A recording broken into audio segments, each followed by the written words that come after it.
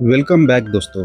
ये Korean drama काफ़ी मज़ेदार और इंटरेस्टिंग होने वाला है, जिसमें दिखाया गया है कि बहुत बड़े अमीर घर की लड़की जिसको भूत दिखाई देते हैं और एक वकील जिसको हमेशा जो लोग मर गए हैं उनकी केस स्टडी में परेशान होते दिखाया गया है, जो आगे चलकर दोनों कैसे एक दूसरे का साथ देकर मरे हुए लोगों की केस सॉल्व करते हैं, ये हमें देखने को मिलता है। देखने में आपको काफ़ी मज़ा आएगा, तो बने रहिए इस ड्रामे की सीरीज़ में। ठीक है। सीन शुरू होता है एक ऑफिस में, जहाँ सरकारी वकील जिसका नाम माँ है अपनी केस सॉल्व कर रहा होता है, और दूसरी तरफ एक हुडी पहनी हुई लड़की जो खुदाई का काम करती है।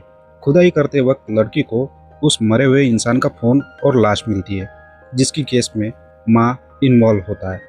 जैसे ही वो लड़की ज़मीन से फ़ोन उठाकर जेब में डालती है, वैसे ही माँ वहाँ पहुँच जाता है और उस लड़की को पूछता है कि वो कौन है, पर लड़की उल्टा ही जवाब देकर उसे कहती है कि आखिर अपने सुराग मिटाने के लिए तुम आ ही गए।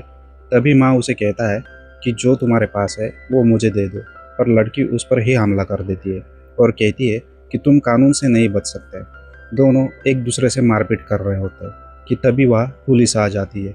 जब सारी छानबीन हो जाती है तब लड़की वहाँ से निकलने की कोशिश करती है, पर माँ उसे रोक लेता है और उससे वो मोबाइल फोन मांगने लगता है। और ईयरी, उसे उस लड़की का नाम है ईयरी, पूछता है कि तुम्हें कैसे पता कि यहाँ लाश थी। पर तभी पीछे से माँ का दोस्त उसे पुकार लेता है। उसके पीछे देखते ही वो लड़की वहाँ से गायब हो जाती है और दूर जंगल में जाकर एक आत्मा से बात करते हुए कहती है कि आखिर तुम्हारी लाश मिल गई है, मतलब कि अब कातिल भी मिल जाएगा। अब बताओ कि पुनर्जन्म होता है कि नहीं होता है।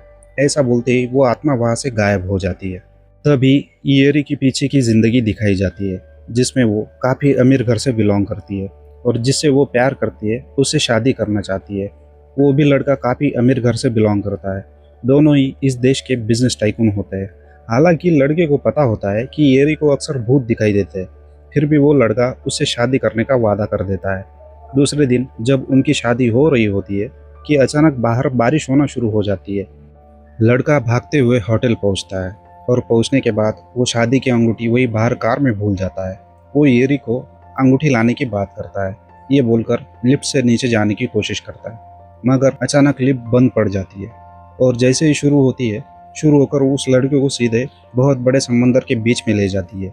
लिफ्ट खुलते ही वो देखता है कि सामने बहुत बड़ी सुनामी उसकी तरफ आ रही है, तो घबरा कर वो लिफ्ट का दरवाज़ा बंद कर देता है, मगर बाहर का सारा पानी लिफ्ट के अंदर घुसना शुरू कर जाता है और उसी पानी के अंदर एक आत्मा उसे डुबोकर मारने की कोशिश करती है। इधर ईयरी घबरा कर नीचे आती है तो देखती है उसका मंगेतर लंबी लंबी सांसें लेते हुए खुद को संभाल रहा है। जैसे वो ईयरी को देखता है तो बोलता है कि वो उससे कभी शादी नहीं करेगा, शादी तो दूर उसके पास भी नहीं आएगा। और ईयरी के पीछे खड़ी एक आत्मा को देखकर वहाँ से भाग निकलता है। तब से ईयरी ना तो किसी से प्यार करती है, ना ही शादी का ख्याल अपने मन में लाती है, और ठान लेती है कि न तो अब वो किसी आत्मा से डरेगी और न ही किसी से कोई रिश्ता रखेगी। दूसरे दिन प्रोस्टिट्यूट माँ तैयार होकर कोर्ट जाता है, जहाँ बहुत इंपॉर्टेंट केस चल रहा होता है, जिसमें कातिल खुद मिनिस्टर का बेटा होता है, जिसने अपनी होने वाली मंगेतर को मार दिया होता है, जिसकी लाश कभी तक मिली। बस एक शर्ट पर एक खून का धब्बा मिला था, जिस वजह से माँ वो केस हार जाता है। बाहर जाते ही मिनिस्टर का बेटा यानी पांग सुनजे उसे कहता है कि बेकार में ही लड़ना छोड़ दो, पर माँ उसे इतनी आसानी से जाने नहीं देना चाहता था। वो उसके सीनियर से गुजारिश करता है कि वो इस केस को हाई कोर्ट में ले जाएगा, पर सीनियर उसे बता देता है कि पांग सुनजे एक मिनिस्टर का बेटा है, इसलिए उन पर दबाव आ सकता है।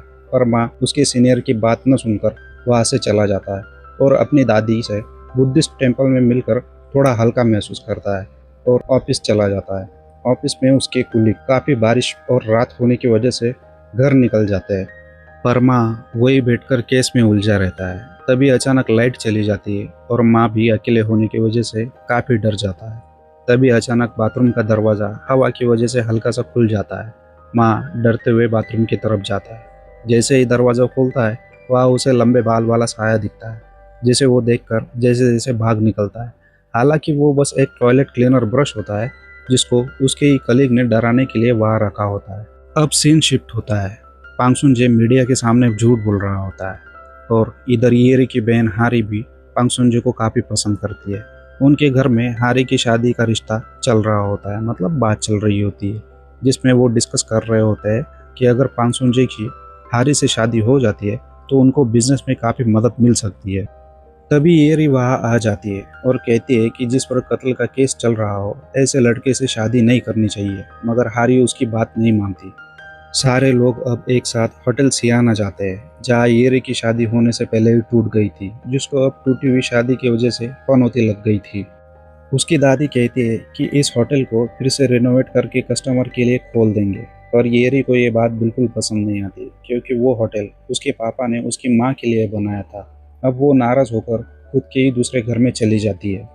इधर माँ अपने दोस्तों के साथ शराब पी रहा होता है, तभी उसकी नज़र टीवी पर पड़ती है, जहाँ वही न्यूज़ चल रही होती है, जिसे देख माँ का काफ़ी खून खोलने लगता है। इधर येरी अपने घर में अकेली अपने ही टेंट में सोने की कोशिश करती है कि तभी एक आत्मा उसके घर आकर उसे परेशान करने लग जाती है। पर येरी उससे डरती नहीं है, बल्कि उसको ही वो सब पूछती है जो उस आत्मा को उसे बताना चाहिए। इधर माँ और उसके दोस्त पीकर मस्त टुन हो जाते हैं। उनमें से एक ने तो काफ़ी पी रखी होती है, तो तीनों में से दो टैक्सी बुक करके घर जाने के लिए निकल पड़ते हैं। माँ सामने वाले कैफ़े में जाकर कोल्ड ड्रिंक खरीद रहा होता है कि तभी उस कैफ़े के सामने एक कार आकर रुकती है, जिसमें से दो आदमी बाहर निकलते हैं। एक टॉयलेट के लिए जाता है तो दूसरा उसी कैफ़े में घुसता है। जब वो माँ के बगल में कुछ खरीद रहा होता है, तब माँ को उस पर शक होने लगता है, क्योंकि उसके कपड़े अजीब तरह से फटे और मिट्टी से खराब हुए होते हैं। माँ समझ जाता है कि ज़रूर ये कुछ कांड करके आया है। कैफ़े के बाहर अब येरी भी आ जाती है, जो जल्दी से कार से उतरकर फोन बूथ में जाकर पुलिस को कॉल कर रही होती है। जैसे ही वो लोग आगे जाने की कोशिश करते हैं, तभी वो येरी की गाड़ी को टक्कर मार के आगे निकल जाता है। तभी येरी भी कार में बैठकर उनका पीछा करने ही वाली होती है कि तभी माँ उसकी कार में आकर बैठ जाता है। दोनों एक दूसरे को फिर से आमने सामने देखकर काफ़ी हैरान हो जाते हैं। येरी उसे गाड़ी से नीचे उतरने को बोलती है, पर माँ उसे बोलता है कि वो एक सरकारी वकील है और उसके गाड़ी का पैसा भी उन लोगों से निकलवाएगा, क्योंकि वो संदिग्ध हालात में जा रहे हैं। येरी उसकी बात मान लेती है। जब वो पीछा कर रहे होते हैं, तब माँ उसको राइट लेने को बोलता है, पर येरी पीछे की सीट से किसी से बात करते हुए लेफ्ट ले लेती है। आगे भी ऐसा ही करती है, राइट की जगह लेफ्ट ले लेती है। माँ को समझ नहीं आता कि आखिर वो बात किससे कर रही है। तभी वो उन लोगों की गाड़ी के चेयर्स करते हुए आगे निकल जाते हैं। अब माँ कार से बाहर आकर उनसे पूछता है कि क्या कांड किया है तुम लोगों ने, पर वो जवाब न देकर उस पर हमला कर देती है। माँ दोनों को काफ़ी पीटता है, पर उन दोनों में से एक हथियार उठा लेता है और जैसे ही वो माँ के ऊपर हमला करने वाला होता है, पीछे से येरी उसे बचा लेती है और बोलती है कि जिसे तुम ढूंढ रहे हो वो कार की डिक्की में है। जब वो डिक्की खोलता है तो वहाँ देखता है कि किसी की लाश होती है और तभी पुलिस भी आ जाती है। माँ सोच रहा होता है कि इसको कैसे पता कि डिक्की में लाश है। तभी येरी उस आत्मा को अलविदा करती है, जो एक सिक्योरिटी गार्ड की आत्मा होती है, जिसको इन दोनों ने मिलकर बेवजह बेरहमी से मार दिया होता है। दूसरे दिन जब माँ और उसके कलीग उस कल रात वाले कत्ल के बारे में डिस्कस कर रहे होते हैं कि आखिर वो माँ को कैसे पता कि उसकी कार में लाश थी, कि तभी माँ कहता है कि बस ये एक इत्तेफाक हो सकता है।